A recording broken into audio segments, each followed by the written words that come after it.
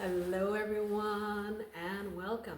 Thank you for coming back into my kitchen. Today for the Venezuelan collab, I will be making hallacas. And these are the Venezuelan version of tamales. So come on, let me show you how we're gonna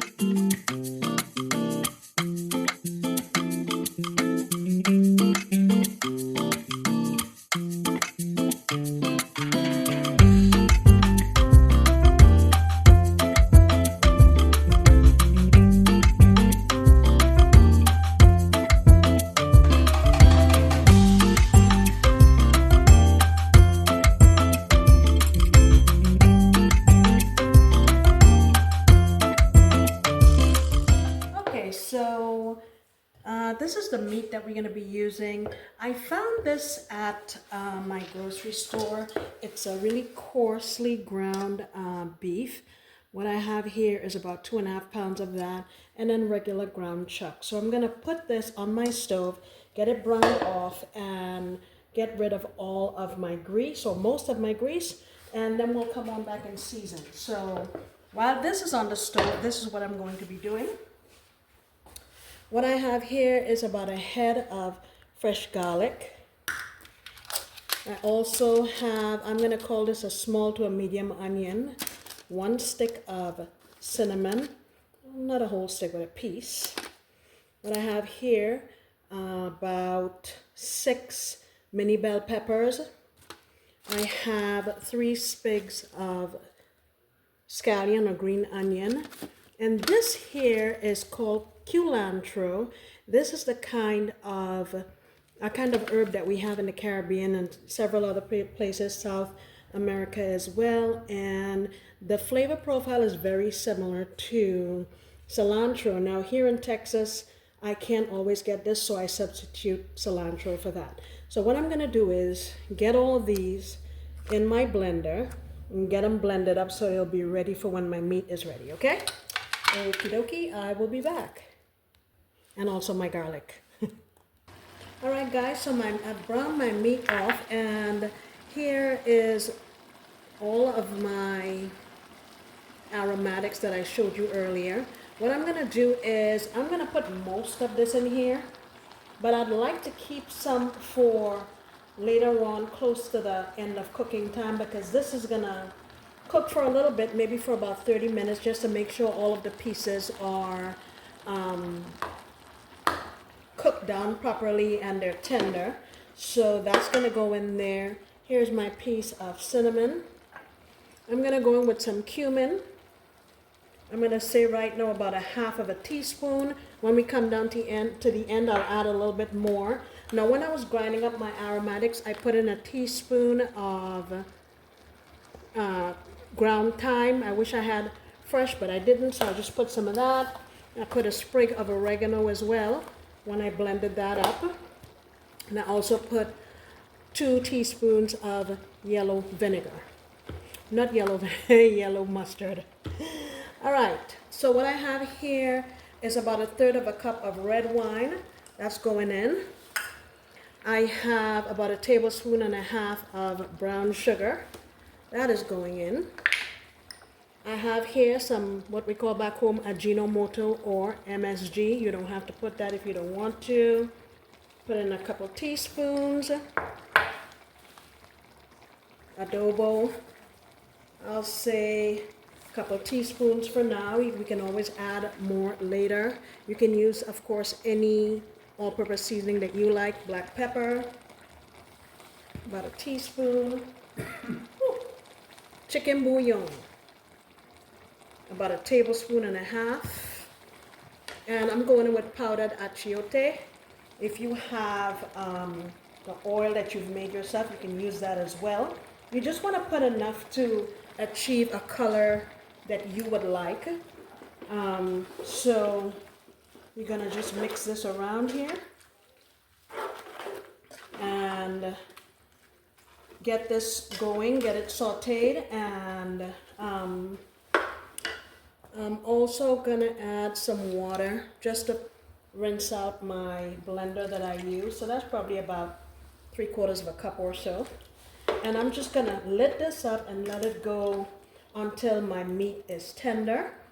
And And in the interim, I'm gonna do my masa. So I'll be right back.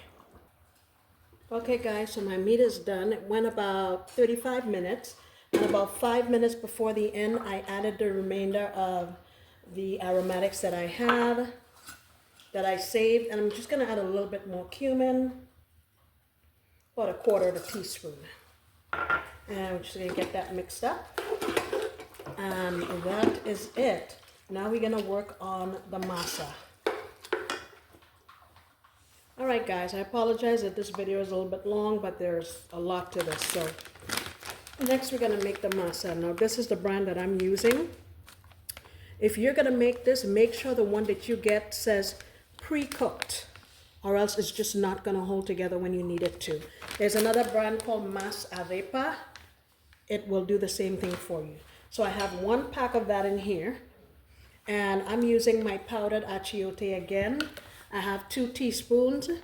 Also have 2 teaspoons of brown sugar. You can use white sugar if you want. And 2 teaspoons of my adobo.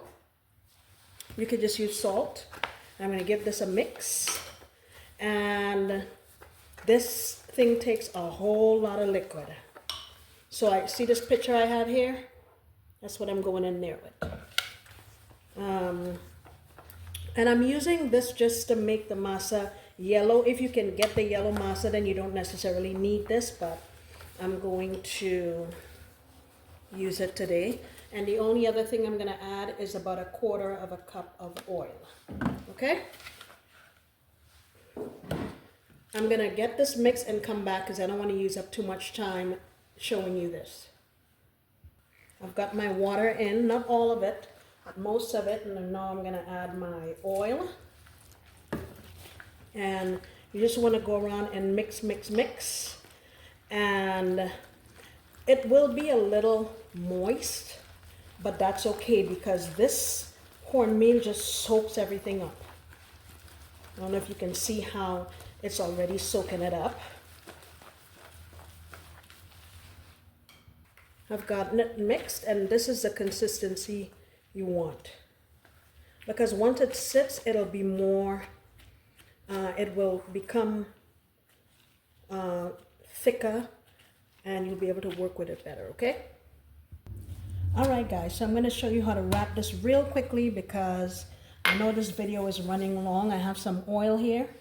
I'm just going to take it and rub it on my banana leaf. Now, you've seen me use banana leaves several times before. I've shown you how to prepare them. I have a short about how to do that. I have a plastic here, and I'm just using my hand to make this into a circle.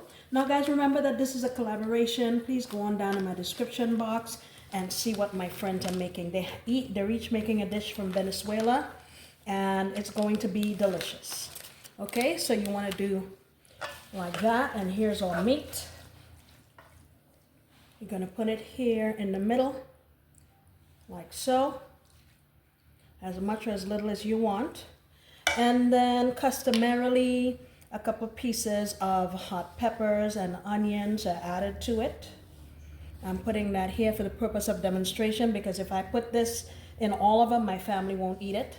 I'm also going to have some olives, a couple of them, some raisins, a couple of those, and then we give it the old wrappy wrap. Now, also, sometimes people put shredded chicken and stuff like that in here.